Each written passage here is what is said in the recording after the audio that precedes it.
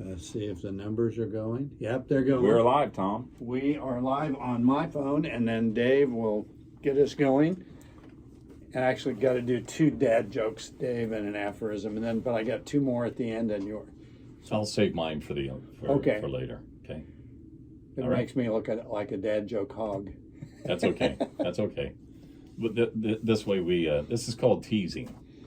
It keeps your listeners all the way through the program. I like it. That's a radio thing. So, all right, here we go. Tom Hawk, you brought a friend along with you today because, just the 2 of us, we couldn't contain all the fun that we have.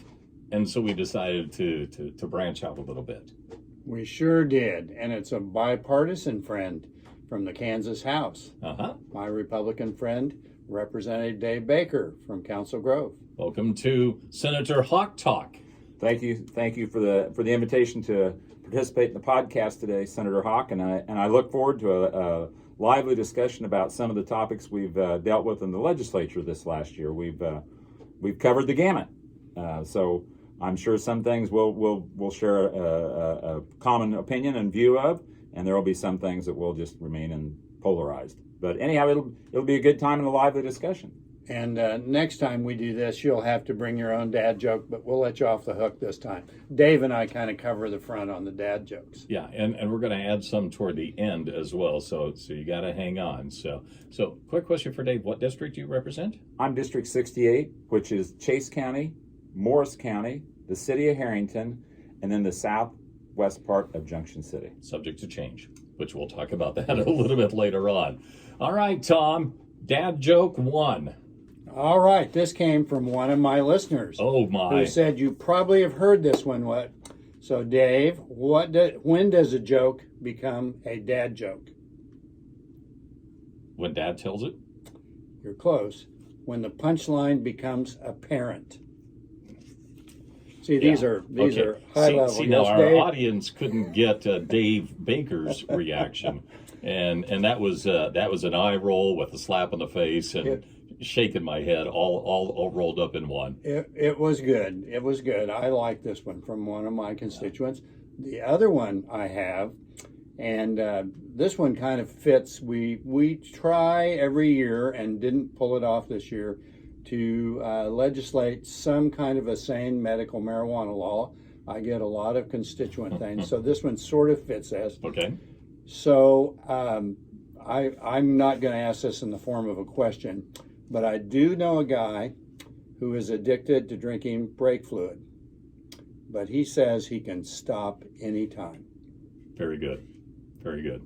So now you're going to have to pick up the slack at the end of the show with a good one. Yeah. And I do have a couple aphorisms, and Dave reminded me before we started that we could call those proverbs or adages, but parables. And parables. But where an aphorism gets in there is it takes something that is wisdom, saying what we mean and meaning what we say.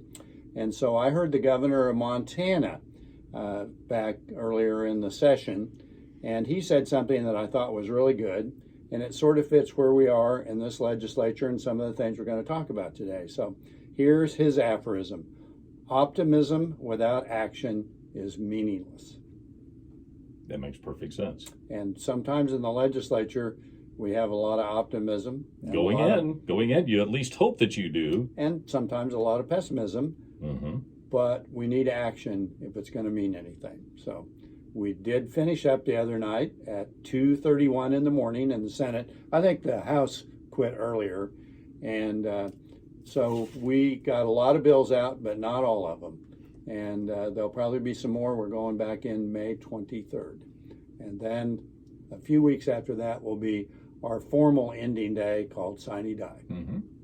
Well, we have talked about a lot of things, Tom. We'll talk about some of the issues here in just a little while here, but let's talk a little bit about why Dave Baker is here joining us in on the discussion. And it's, this is one of the things that I think is so acclimated toward you, is that you have the ability to reach across the aisle, and there are a lot of people in both House and Senate that don't possess that capability.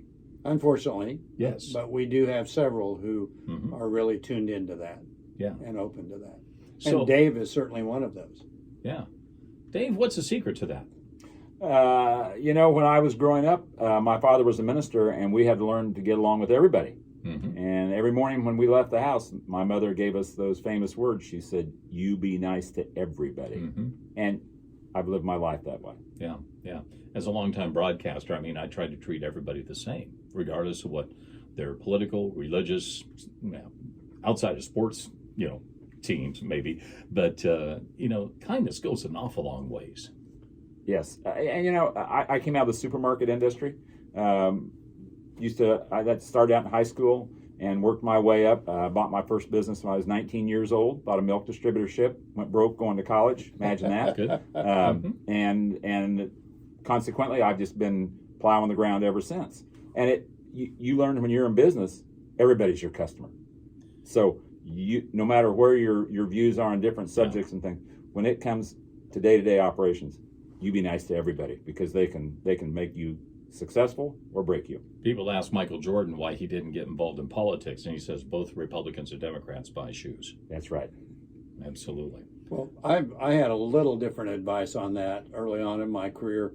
Working in the school district, we had a turnover of superintendents, several of them, in a relatively short period of time for Manhattan, because the first superintendent had been there over 20 years, I think, when I got hired as a teacher.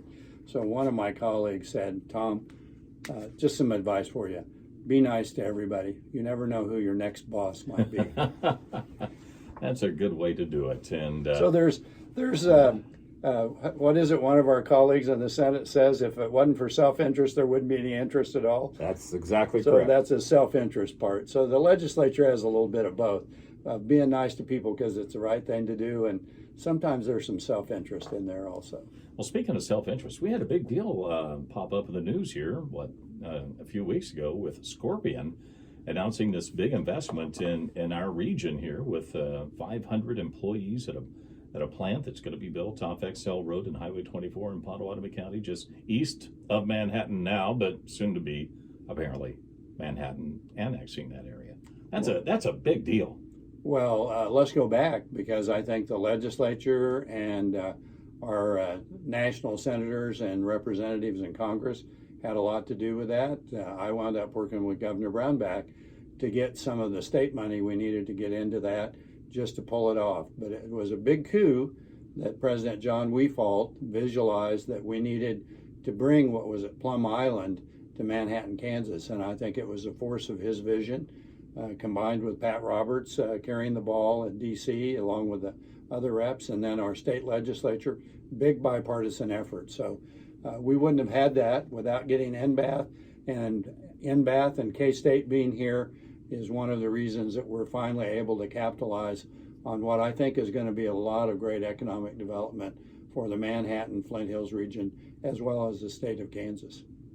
And I remember President Weefald saying that he thought that the population of Manhattan would increase 15,000 with NBAF coming, and NBAF still isn't up and running, but now we're starting to see these businesses come in. There's a new business that's moving in, like into the upper floor of the old Varney's, the movie theater in Aggieville.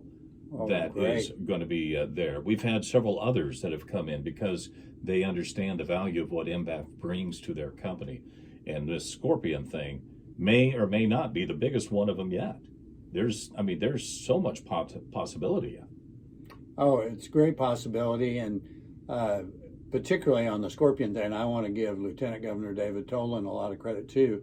The legislature, I think, has coalesced in a lot of areas, and I think economic development is one of those. We're going to talk about housing later on. That David brought up some things that he worked on in housing area, but if we want to have jobs in Kansas, we have a lack of affordable housing. And so we've been kind of working on that, but we only put about $2 million a year into that in terms of state incentives. The governor put $20 million in. I'm guessing we put in excess of $100 million in some of the waning days of the legislature, and different spots all over the state. And certainly I think we're going to have to look at some additional housing as we bring Scorpion in here and as NBAS kind of gets fully blown up and operational. Well, here it comes back to the optimism that you were talking about. There's a lot of neat things that are happening in the region. Let's talk a bit about the session. You're on a little bit of a break now. There's been obviously a lot of things that are in the works. There's food sales tax. You talk about housing, property tax, redistricting is another one. Choose your weapon. Which one you want to go with first? Well, I think the food sales tax is the one that potentially touches everyone, and I'll let Dave certainly lead off on that. You've got quite a perspective on that, I bet, Dave. So, food sales tax, from my perspective, is a little different than other people's, because I came out of the grocery industry, owned a store for 30 years, and operated a store in northern Kansas on the border back in the late 70s. And when sales tax was 3%, that was a problem because Nebraska didn't charge it. And people would drive for 3%. I mean, it was pretty hard to believe, but they would. Not all, but some. It was kind of a problem. Well, as we starved out the local governments in tax revenue from Topeka, they're now up to, we're charging 6.5% in Topeka. The locals are charging 2, 3, 4%. So we have a lot of those counties across that northern border that are close to 10%, 9-10% of sales tax. People will drive for 10%. Yeah. What has happened up there since that movement started in the 80s and 90s, we have just decimated the population base of those counties across northern Kansas. People will drive and shop somewhere while they're there. They buy all their other needs. They buy their car. They do their doctoring. It's a death by 1,000 cuts. And as we go across Highway 36, all those towns like Belleville and Washington and Marysville, Seneca, Sabetha, Hiawatha, Norton, Phillipsburg, those towns used to be very progressive. They had a lot of energy in them. And during that period of time, when we continued to raise that sales tax and chase those people across the state line, we just decimated those communities. It's unbelievable. And the more and more I do these podcasts, I get a little bit more familiar with some of the communities that you had spoken of, and there are several of them that have large employers, and they are struggling to find people to come to work for them. They're in fact busing people from miles and miles outside of their communities to come in and work at their plants, and that's part of the problem. Well, so that busing of people in. So I live in Council Grove. And we've got to watch that in Emporia over the years as they've had the packing plant business and things like that. And they've had some migrant population down there that was available. And different manufacturers in the area have been able to bring some of those minorities into our community. We have the limestone processing plant out west of Council Grove that has about 130 employees. And it's pretty remote. And a lot of those employees are they come in by the van loads every day. That's been going on for a long time. In northern Kansas, with the agriculture operations, the confinement of hog feeding, things like that, dairy farms, they brought immigrants in from Europe, from South Africa, all kinds of different places that have expertise. We've had a lot of expertise in those communities up in northern Kansas. We educated those kids. A lot of them came down to Manhattan, Kansas State University. One of my sisters, her class had, I believe, 4 or 5 kids in that class of 45 or 50 that became veterinarians. And that's a lot of veterinarians out of one class. But they had a commitment to education in those communities. Education was a priority. They focused on it. They excelled at it. The problem was after they educated those kids, they didn't get them to come back. Very few of those kids came back because they were professional people and they went all over the country and have ran corporations, everything from railroads to Walmart, all kinds of things like that. A lot of those people trace their roots back to Kansas. They trace their roots back to rural Kansas. The gentleman who's one of the head of HRs for the BATS Corporation, the online trading platform there in Kansas City, his parents were school teachers out by Liberal, Kansas, Southwestern Heights, Plains, and Kismet. And I'm like, are you kidding me? You came from that background to this position? That's unbelievable. I said, how? And we were talking about, where do you find employees? Because this is a really different environment. It's really techy. These people don't work on schedules. They go into a room and they stay for however long it takes to get a project done. They bring food into them. They sleep. in that room, it's just I don't understand it because I'm a grocery guy and I'm old and I'm really black and white. This is totally different anything I understand. And I asked him, where do you find those students? Oh, he said, first place we look is rural Kansas. Yeah. Because of the work ethic. Those kids will come and they'll work however long it takes to get a job done. They'll put that job number one in getting it done. They have a commitment to whatever they're doing. And that passion and that commitment is something, as we have had technology introduced into more and more into our lives, we have lost that passion that people have for their job and doing the right things. I see a loss of passion in our communities, and that's on us. We need to do a better job of getting people out, getting them involved, turn off the rhetoric from the left and the right and wherever else it comes from. We need to become more of a community. Manhattan, Kansas is kind of a star of that. We live 35 miles away from here, and I'm telling you, the activity up here and the ability to reach out and invite all of us in the area to participate in the activities in Manhattan. And I will tell you, from being in business down there since 1981 and watching it, when John Weefald came, and then through the 1990s, this town changed a lot. Absolutely. There has been some excellent leadership up here. I know some of those people, they're usually pretty quiet. They operate in the background, but they have done a great job. And our situation now, if we want to be viable in my district and in the area, we need to partner up and become part of a region and have everybody in the region enjoy the success. You can't have success if you don't have housing. And that's why I'm very passionate about the housing bill we passed. Self-interest, you bet. There's some really sweet deals in there for my rural areas, for towns of less than 9,500, for historic preservation. We got some really good things in that bill. We also put some things in there to incent housing in the Garden City areas, the Dodge City areas, the Manhattans, Junction City, Salina, all these communities. For so long, we have not reinvested in our communities. When you're in business, you have to invest and reinvest in your business or you're gone. And that's what we did not do in rural Kansas for a long time. We did it in some of the metro areas, Wichita, Kansas City, Lawrence. Those people understood it. They reinvested. Everybody else said, "Oh my gosh, we got to cut taxes. We got to withdraw. We got to save." Saved yourself out of business. So now we got to recover. I wanted to emphasize what Dave just said, and I think this housing is an example where we really coalesced in a bipartisan way and recognize that economic development and housing go together. But back on the food sales tax, the governor asked in her State of the State, and actually before that we take all food sales tax off at the state level, the full 6.5%. And she gave us a challenge to do that by the end of January, by Kansas Day, and have a clean bill. But we didn't do that. Credit to the House, they finally got one passed. I don't think it's good enough.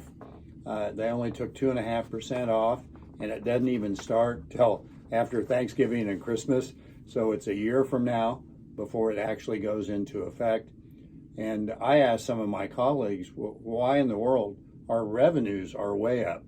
In fact, we do, the economists get together and project what the budget is going to be in terms of revenue and expenses. We're looking at $3 billion in terms of an ending balance before we pass some of the tax breaks. So we had certainly adequate funds, about $450 to $500 million, to take the food sales tax to zero. Axe the food sales tax is what the governor calls it. But we couldn't pull that off. The Senate wouldn't go along with it, neither would the leadership in the House. And I asked why. And this is a disappointing thing. We're going to talk about some of the politics too, because people don't want Governor Laura Kelly to get credit for that. We have a governor's race, and that is one of the things that really frustrates me, Dave,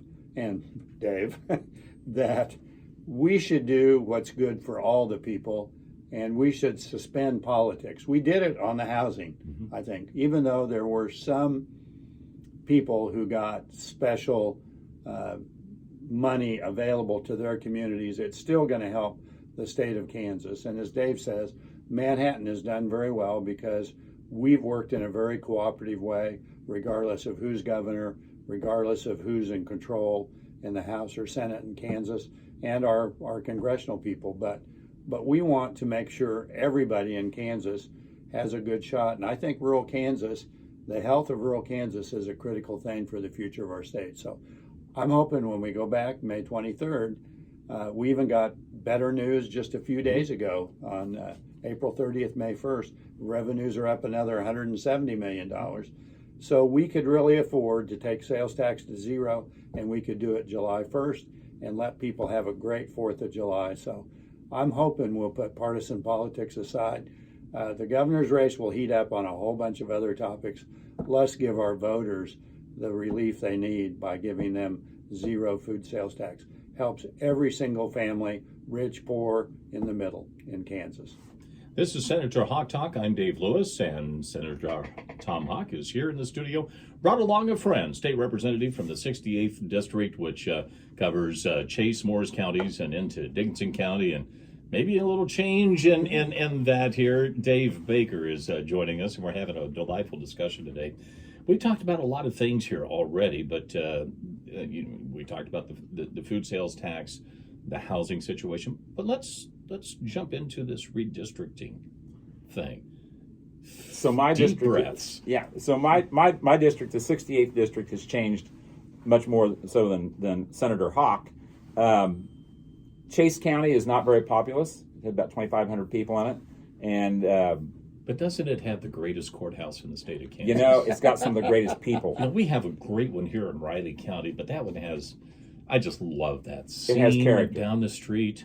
It has character. And then you got a great hotel. Chase County has so many treasures. We Pioneer Bluffs. The list goes on and on.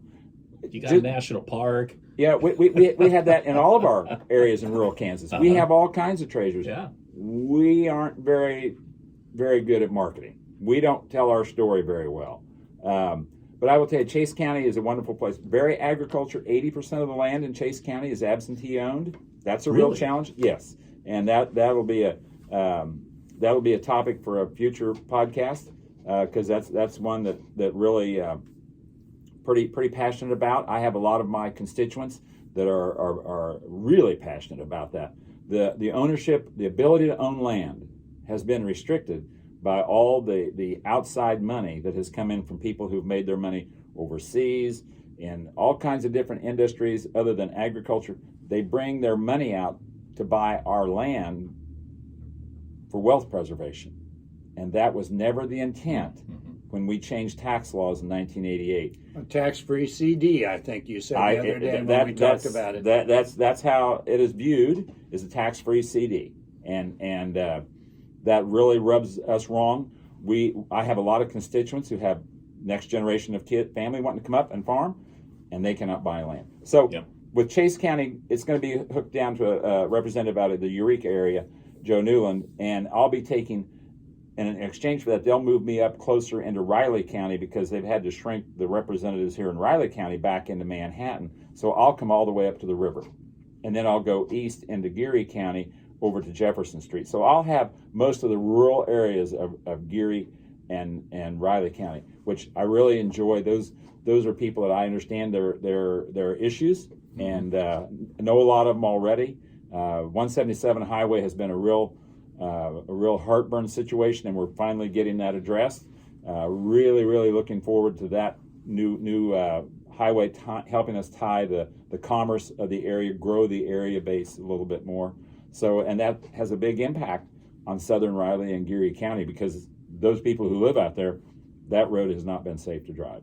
Yeah, and I think that arena there south of the river makes a lot of sense. And one of the things, you and I didn't discuss this before, I was a Riley County Commissioner a few years ago, and that was part of my district. And so I know that part of Riley County fairly well, and I know the people. And their interests are quite a bit different than those that live north of the river or south of, Keats Road maybe? Falcon Road. I mean, all those different things. In northern Riley County, there's a big difference in their interests and their hopes, and how they vote, obviously. So the idea of having a lot of this consistency with what your district contains now. Makes a lot of sense. Now, is the redistricting bill done? This is what's proposed, Dave? Okay.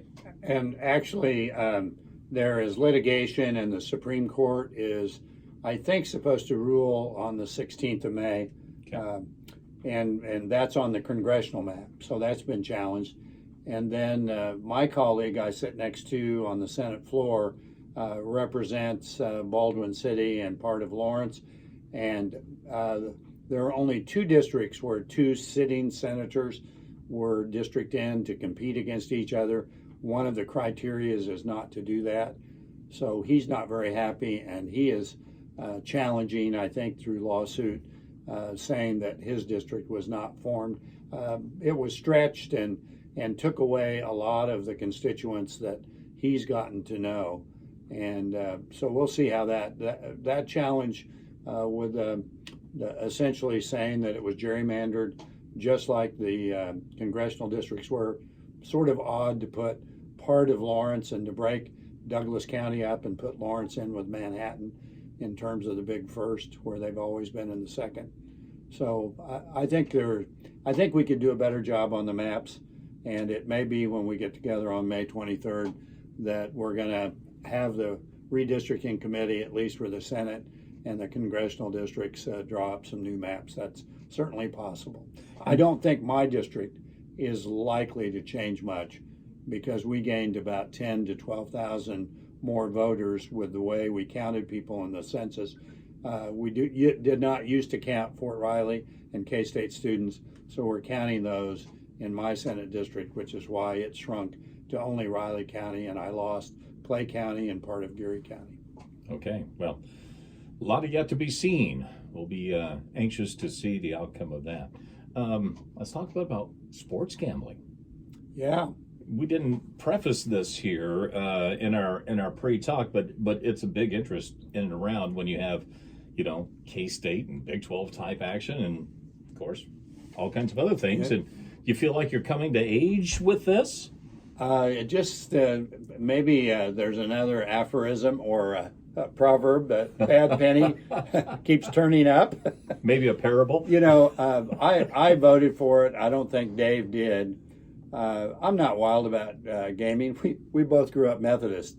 I was an MYFer out in Colby, and certainly when I grew up, our church was opposed to a lot of the sin things that now become. Dude, I grew up in a Baptist church. Yeah. You got nothing on me. Oh wow. Well, we were keeping up with you back in my Colby days, but gambling is something that I personally don't enjoy, but I know people do, and I have family members who really like gambling, and it's a real recreation for them. The sad thing is, or maybe not sad, depending on how you feel about it, is it occurs anyway because of the internet and social media, and Kansas was not getting the revenue. Now, people who think, well, this is a big pot of money and we should get it in the state coffers, I have to give them some bad news. It's only about $6 million, maybe $10 million tops. And there was sort of a side deal that upset a bunch of house people. Dave might share that, which was to try and entice the Kansas City Chiefs or some other professional team to move into Kansas as opposed to Missouri, come across that state line. So there's 80% of whatever we get in sports betting, and the casinos are running it. That's another sore point, I think, for a lot of people, including me. So $80 million over a 10-year period of time, which is what the max might be, is probably not enough to draw over $1 billion investment to build a new Chiefs Stadium in Kansas. So this was not a perfect bill. I'm guessing the governor will not veto it. It only passed by one vote in the Senate. I think it lost by 10 or more, or didn't lose. It passed, but just with a bare minimum number of votes. One. Really, just by one? Yeah. So there'll be a lot of people happy about it. I'm not happy about the name image that we're having to do for our college athletes. And I'm kind of like Coach Snyder, I think, who made a comment once. I don't really want to encourage people to bet on college sports, but I'm not naive. it's happening. It's going to happen. So what's the best way to do it? I'm not sure we found the best way to do it, but we are on the path to have sports betting in Kansas starting next one year. of the principal advertisers in just about any televised athletic competition is, back on betting. And, you talk about name, image, and likeness and what that is doing to college sports. That's a whole different subject, and that's probably outside of what the three of us can figure out. Yeah, But I'm just not happy with that either. I think we're going to lose a lot in terms of availability and enjoyment of college sports, and I'm not sure the sports betting in any way enhances that. It's just probably one of those inevitable things, and I think there's certainly some good arguments against it. I'm sitting here watching the two of you and the body language, and you come from just some different perspectives. And that's what this podcast today, at least, Tom, from what I understand, is you want to bring Dave in, just talk about how, we can all get along, Sure. even when you're sitting 2 feet apart from each other. And that's something that I think is, and I think this is one of the things that frustrates so many people. You talk about the far left, the far right, and then there's the rest of us that are somewhere in the middle that see people as people and not necessarily people of opinions. And Dave, do you have some perspectives, some experiences that you can share about some of the challenges working on the state floor? We'll just talk about the gaming bill. Yeah. Because I was on the other side of that. Yeah. And so in my district, I received no communication from anybody. Really? No. They don't care? We don't have K-State. Okay. Okay, so we have the local high school, and they really do a nice job. The grades are great. Yeah, that's right. And we don't gamble on them. So gambling is just not a real big deal in my district. I didn't hear from anybody promoting the bill or objecting to the bill. When the bill was first presented, I thought, well, how am I going to vote? I looked up at the board, and it had 80-some votes for it. I thought, I'll just go along to get along. Mm-hmm. Got to be part of the team. Sometimes you got to do that. So I just pushed my yes. And the longer I looked at that, and I saw some people that I knew that were opposing that bill, and I thought, I'll bet there's something here that isn't quite right. I'm going to switch my vote. So I voted no. And that was the first round of that vote when we first heard the bill in the House. And it passed with 88 votes. Not controversial at all. Flew right through. Well, when it came back after we had time to analyze the bill, especially on the funding side where we have let the casinos manage that, there was some real heartburn in the House of Representatives by some members who did some research on who should own that app, because it's done with an app on your phone. Mm-hmm. We could have our state-ran lottery run that and own that, and we'd make about 40 to 60% of that revenue, as opposed to the casinos who are only going to give us 10% or the $6 million. We could be making $40, $50 million. That's a lot of difference. Those casinos are pretty powerful. They have some really strong lobbyists. They're really, really nice people, I think. Well, they are. Senator Hawk knows them personally. Uh-huh. I don't have that relationship with them because I don't have a casino in my district. I don't have any influence from a casino. But the representatives who had a casino in their district were all lined up on one side, and I thought, that doesn't pass the smell test. These guys came and did this presentation. They were very, very passionate. And it wasn't about the morals of gambling, the sins of gambling. They brought their resistance from the economic standpoint that this wasn't vetted correctly, it wasn't presented correctly. The sports team moving, we're going to take 80% of the revenue and put it in a special fund to lure somebody's team away from them. I remember the Kansas City Athletics when they got moved to Oakland, still a little salty about that. But that was I remember those days. Oh, yeah. I mean, the Kings in Sacramento. I thought maybe we could bring them back, so I voted yes. Dude, you bring the Kings back, and I'll vote yes for anything.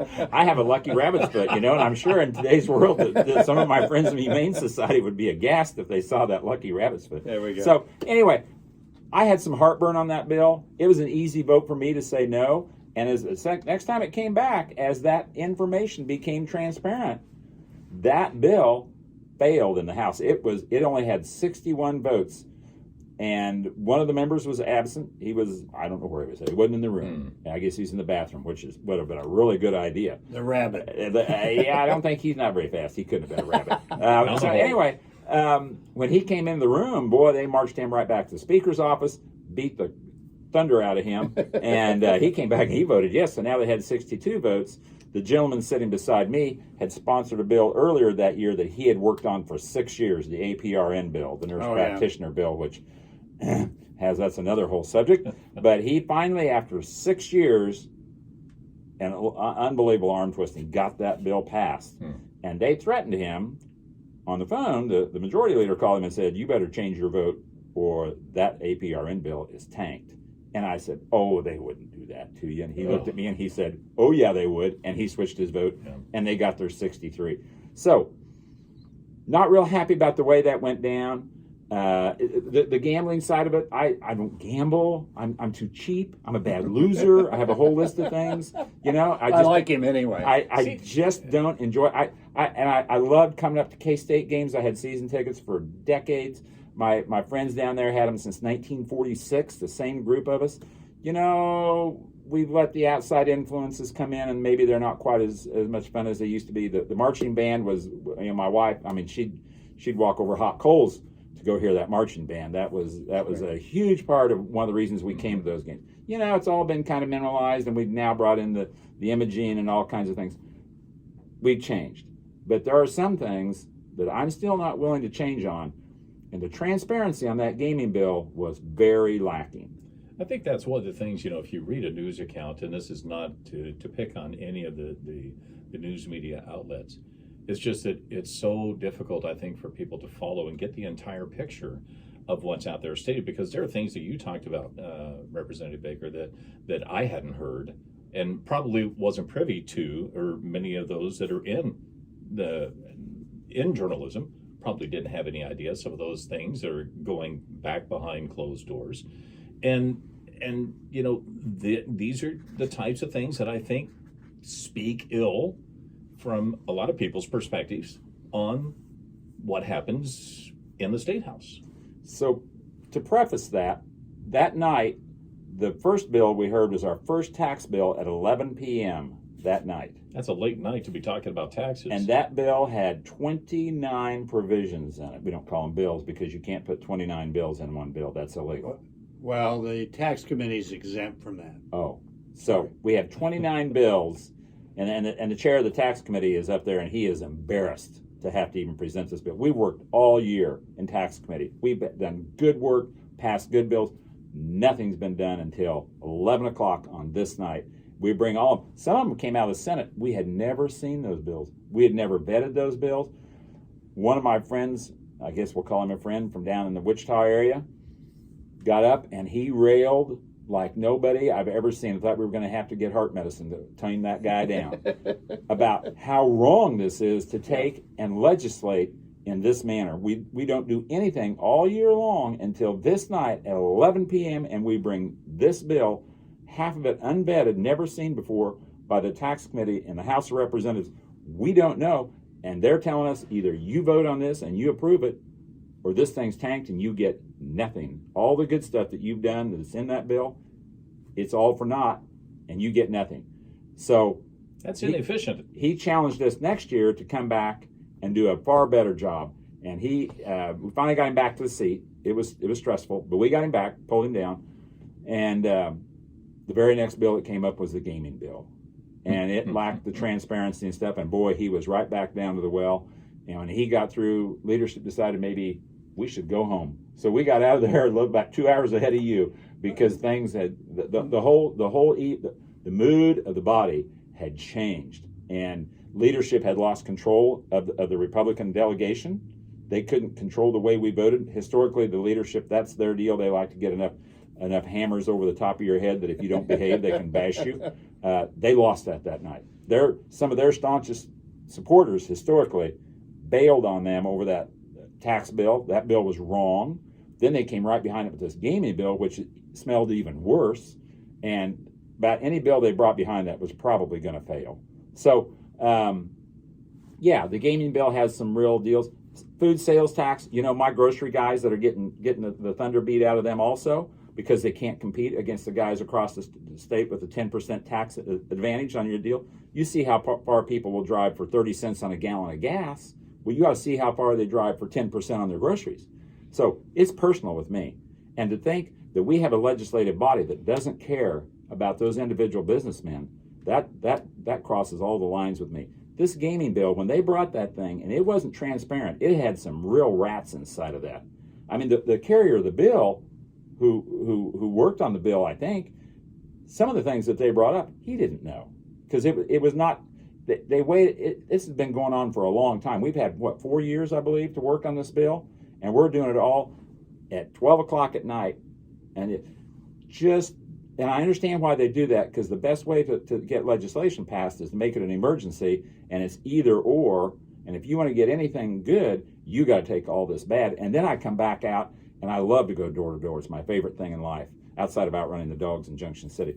But when we have to go door to door, and those people say, "Hey, you voted for this, and look what this did," and I'm that person that's on the other side of this, and look what you did to me. Mm-hmm. And I'm sitting there going, "Are you kidding? We did that? Yeah, we did that. I didn't know we voted on that. I didn't know it was in there. Somebody snuck it in there." And the self-interest deal, I'll be going around this next summer, and one of my goals is to talk to everybody about transparency. And I'm sure there will be some people who are very uncomfortable. But you know what? If you got a deal, you ought to be proud of it and stand up and tell the world, I got a deal and you can't get it. This just kind of harkens back to some of the discussions, healthcare on the national basis. You have to pass the bill before you know what's in it. Yeah, and they get very complicated. Yes. Yeah. And to be sympathetic to the Republican leadership, who are the majority, when you have to govern, you get in a position where it's like herding cats. So you have to get your votes lined up, and some of these things people procrastinate. I think there are a lot of things we could do to make the legislature better. And I think not doing these midnight, as my mother used to say, nothing good ever happens after midnight. Bill Snyder said that too. I didn't believe her then. I believe it's absolutely true in the legislature. We didn't do the tax bill till 2:15 a.m. And it turned out it violated one of our rules. So we actually wound up getting to adjourn, and we'll deal with that on May 23rd. But if we have time to finish up, I wanted to talk about some really good things for our region. One of those is we funded K-12 education, and that was good. We didn't fund special ed again, and that needs to be looked at. The governor was willing to put more money in it. We funded higher education mostly. I had to work really hard to get our budget committees, both the House and the Senate. I'm on the conference committee. There are 6 of us that essentially iron out the budget, and then both bodies have to vote on it in a conference committee report. The Senate had pulled out $20.7 million. We got $12.5 million back. So we got most of the operational money there. We got some specific money for K-State. We need to look at our ag facilities, and we have some specific money from the federal ARPA funding, the COVID funding that's in there. KU got it, Wichita State got it. Our tech college got a fairly good chunk of funding because for Scorpion and the vaccination, for NBAth, they need to increase their facilities. They don't have money for facilities because our tech college doesn't have a tax base. Isn't this new for a tech college, or our tech college here in Manhattan? Yes. So, and then we allowed some contributions with some tax credits for people so they can have an incentive. So we did, in spite of some of the things that I don't like the way we did it, we did some things at the last minute. And I think in the budget process, we have 6 people who have to negotiate. So it's not quite as bad as a chair and a leadership who are manipulating some of the things. I think we could improve on it. And then Dave and I talked a little bit about some other issues. Legislative compensation hasn't changed. Unless you're an old guy or independently wealthy, you can't afford to be a legislator. Because you only get like what, $8,000-$10,000 a year? Depends. We get some There's some stipend or some money to help with living and travel expenses. okay. But the total package, you probably make between 12 and 15,000 income, $88 a day, and then you might be able to add another $5,000 or $10,000 for expenses, depending on how far away you live from the capital. So it's certainly not adequate to get, and I think any organization is far better if you have a range of people in their career, from beginners and young people, mid-career, and then seasoned veterans. So there are some things I think we could really do that would encourage people to run for office. And we need to remind young people that it's their future. They need to step up to the plate and do that. So that's an issue. Consolidation and a whole bunch of things. I think Arizona has 13 counties. We have 105. We've got 288 school districts, I think. There are 4,000 some taxing districts in the state of Kansas, which is more than any other state. And so that nobody likes paying taxes, but people love all their layers of government till they've really realized what it costs them. So there's some things we really ought to be working on. And I wished we'd stay away from the polarizing issues that get people all emotional and stirred up, that we ought to be delivering more efficient, more effective government. So I think we did some good things in the legislature. I think we did some bad things, and I think we could really improve things for every Kansan if we would look at some of these things. So that's my lead into you, Dave, and you may want to put some more meat on the bones, as we say, on those ideas. So I spoke to the food sales tax bill the night that we voted that the current step down bill, or as I like to refer to that bill is, to me, has been designated the Kitty Cooper bill. That's the lady on the advertisement for the law firms. That she's the poor victim, and poor Kitty Cooper. We're going to give her just as little as possible. Yesterday too. The trick is, how low can you go? You don't want to give Kitty Cooper too much. Well, the voters are our Kitty Coopers, and we owe those constituents. The money is there. Other states do not charge food sales tax. We need to treat our constituents likewise. So that's a real deal. But the bottom line, you take what you can get. So we did this. Hopefully we continue to have those balances, and the next year's legislature can say, we should go ahead and do it all and take it to zero immediately. The other thing I want to talk about, we did some really good things. That housing bill that we passed, that's probably, in the 6 years I've been in the legislature, that's probably one of the best things that we have passed for rural Kansas, for my district, because we have a lot of history. There's some money in there for history, for redoing those second stories. That is a big deal. In Council Grove, one of my friends has a building downtown that she redid. Jennifer Cassabaum has a bookstore on the main level in that building. If you have a chance to put a plug in for Jennifer, she does a great job. She told me she didn't know I could read books, so I kind of hurt. But anyway, I'll forgive her. Democrat? She is a Democrat, I do believe. Those are audio books, aren't they? Oh, okay. All right. But anyway, here's your MP3. So we have those. We have Christy Davis owns that building. She has 4 or 5 other apartments in there. They've never been vacant. Those apartments rent for $800, $1,000 a month. They have a waiting list. We have more of those type deals coming on, Airbnbs, VRBOs. Those young people that are putting those in are so excited. We have an event center, and they have a grand opening this weekend coming up, the Territorial Ballroom. Lots of positive things happen. We have another bunch of kids that opened a brewery, started a brewery right there on the riverbank. My goodness, it's a great location. You just don't want to get too much brew and fall in the river, but stranger things have happened. We just have a lot of good things happening in rural Kansas. I go to Chase County. I love to go to their chamber banquet. They do a presentation of all the positive things that happen in Chase County. I'm just amazed at all the different things that we have going on in our districts, in our areas, in each one of our communities. But we live there, and we see it every day, and we kind of take it for granted, and we should never do that. We need to do a better job of telling our story.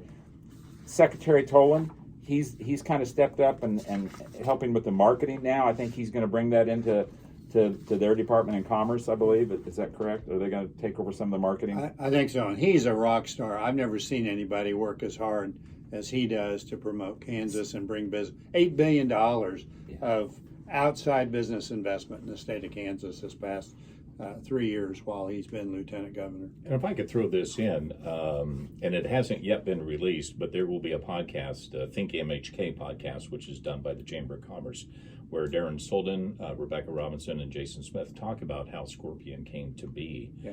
And that is a really good perspective on a lot of the camaraderie, the companionship, the things that really pulled the state and local efforts together to make something great happen for this community. And one of the things that they had all said, I remember this, was, Lieutenant Governor Toland and the work that he did to try to make this happen. And that's that's just a neat story to be able to listen to. So I'm just putting the plug in. I want to listen to that one. Well, that sounds good. Yeah. Might even be as good as our podcast. That's far. It may be. It may be. I got him tongue-tied. Yeah. Dave, this has been delightful. Thank you for joining us. This is I appreciate your frankness. The fact that you come from different perspectives on a lot of things. Obviously, you're under different party designations, but both of you seem to try to do what you feel is best for the people you represent, and not necessarily the self-interest thing that we had talked about early in the program. And I think that says a lot about your character, and appreciate the work that you're doing in the legislature. And I'm sure the people in the 68th district, appreciate it greatly as well. Now you're going to have to share this with all of them. This is in your newsletter. I try to write a column every so often and tell people what's going on. Sometimes I'm more successful and more timely than others. I haven't been very timely this year because I've been distracted. The food sales tax issue with me is gut wrenching because I have. It hits home for you. I've had friends lose their business. Yeah. And I will tell you, growing up in the 1980s in rural Kansas and watching my ag friends, my own family members lose family farms that have been generationally in the. That's gut wrenching to have to go out and tell your employees, gee, we're going to have to start cutting wages, we're going to start cutting help. That is never any fun. That did not need to happen to the level that it has happened in Kansas. So it is personal with me, and I'm going to fight real hard for this. I love what I do. I can't imagine a better job in the world, and getting to work with any better people than what I get to work with in Topeka. And for the level of pay, it just I didn't even know we got paid when I signed up to run. I didn't know we even got paid. The guy who had the seat before me was pretty lame. And wait till I tell him that. But he didn't tell me. Tom? It was Tom. But Tom didn't tell me. Because the compensation was never the allure. Right. The allure was your opportunity to make a difference in the future of people in the state of Kansas and to represent the people in your district. That is what a vote of confidence and trust that people have put in me. When you look at the compensation, the school board doesn't get paid anything. No. The city commissioners don't get paid much. Now, county commissioners, that's a different type of role because I know that because you're more of an administrator. But the pay is not that significant compared to what a lion's share of a lot of other people make, and it holds true. So you don't want that financial aspect to be a big indicator of what your goals are. So you just don't want to keep people who would like to serve and are very capable to not be able to afford to serve. Yeah. So there needs to be something in between. Certainly, we don't need career politicians, but we need people not to sacrifice their family when they take on these civic duties. Well, and one of the things, and this is, and Tom, I'm just going to say, hey, this is really cool of you to bring Dave in, because this is a podcast that your campaign funds pay for, and to bring I hope you appreciate that. I do. Yeah. Republican. You can tip me through Venmo or Cash App or Tom. I'm just appreciating the opportunity to come and hopefully get to get myself known to the southern part of Riley County that'll be new in my district, so I don't have to campaign. You do a great job of representing people, Dave, and you're great to work with. And even though I give you a hard time, I very much enjoy brainstorming with you and working with you. And I think we need another podcast on how the legislature needs to change and what campaign finance should be. You got boy. some interesting ideas about that. Oh boy, Yes, I that's do. gonna be fun. And we got a couple more dad jokes to end the podcast up with here. and I an hope. aphorism. Oh, we already did the aphorism, didn't we? Okay, all right. Can I do mine first? Please, I think we need a good one. And Dave. Okay, this is because if you he's- have one, you this can jump in is with because it. Tom's the Democrat. What do you call a donkey with 3 legs? Oh, this is scaring me. Go A ahead. wonky. Well, thank you very much. I elephant that joke. I couldn't resist that one when I saw. Well. I went down to the bookstore and found an all new dad jokes book, so I haven't really gotten a chance to. Your go son through it yet. Noah is going to really start cringing like my 2 sons do when I do my dad jokes. Oh, don't even start. So, well, I have a good one that sort of fits what we talked about. And it's in a democracy, it's your vote that counts. In feudalism or an autocracy, it's your count that votes. And I think we really do, in all seriousness, need to work hard to preserve our democracy. Yeah. I think it's what really makes America special, and it's what really gives everybody, regardless of how they come into this world, an opportunity to be successful. And I think it's important, like when you have differing opinions, it's okay. Yeah, we don't kill people just Exactly. because they have a different opinion. Exactly. Even if some of their opinions are strange, Dave, but it's okay. I understand. I would never hurt you. I might let the air out of your tires, but I would never hurt you. No, I'm just kidding. Just kidding. Serving in the legislature, hard to explain the rewards you get from that. Obviously, they're not monetary, but boy, I have some of the best friends anybody could ever imagine. You got a lot of common interests. But I like to hang out with people who are different than me, because I want to know. I don't come from an education background like Senator Hawk. I want to pick his brain and find out how those, because we are supposed to represent those people, Mm-hmm. and he's got a great view of education, and I look to people like him when I have a question, and I really enjoy meeting those people. I have met some of the most colorful people you could ever imagine too, and some people with some great history. It just, life is so good in the state of Kansas. I just don't know that it's ever been better. And I wish people would take time to appreciate all the wonderful things they have. I mean, I'm going to leave this podcast today, and I got to go on the tour. I can't leave Manhattan without going and bothering some of my friends. Then I got to go down to Emporia and see a friend. I'm a busy guy. I don't get paid much, but I don't know anybody who has more fun than me or more friends. I love it. How about that? Great way to end this, Dave. It is. Thank you. This is fun. You gave me a whole bunch of papers here. That's What's my this? editorial. That's your I editorial. wrote. That's a whole different day. You can just kind of read it over, and a lot of it's about food sales tax. Oh, okay. He scared me. I thought he was going to read it to end the podcast. The other thing I have, Hang on here. I'm going to take a little bit of a break here because I want to exclude this part from our podcast. Okay, go ahead. So, Is this this is separate. okay? Let me just kind of put a close on this here, and then we'll talk about some other stuff. I love the editing. Isn't that you do. nice? Yeah. Yeah. Yeah. Well, another terrific show here, Senator Hawk Talk. Tom, thanks for putting this together and bringing Dave in. This has been delightful and very eye-opening.